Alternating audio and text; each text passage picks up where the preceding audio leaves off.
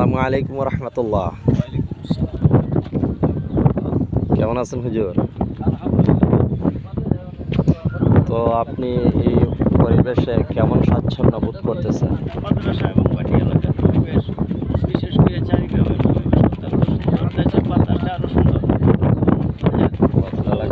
পত্র এলাকার হাওড় অঞ্চল সম্পর্কে হাওর অঞ্চলটা মানুষ আগে প্রথম প্রাথমিক অবস্থা ভয় পাইতাম, মানুষও শুনলে ভয় পায়। এখন দেখি যে না, আসলে এটা উপভোগ করার জিনিস, সুন্দর এবং ভালো মনোরম পরিবেশ এবং স্বাস্থ্যকর পরিবেশ। বাতাসটা সবচেয়ে বিশুদ্ধ এবং সুন্দর, আরামদায়ক। তারপর মাদ্রাসা আশপাশের অবস্থা আশপাশের অবস্থা ভালো, আলহামদুলিল্লাহ। আশপাশের অবস্থা ভালো, মাদ্রাসার আশপাশের অবস্থা ভালো, মসজিদগুলির অবস্থা ভালো। এখানে পীর বুজুর্গ মাশায়েখগণের ঘন ঘন পদচারণা হয় এবং মাহফিল হয়।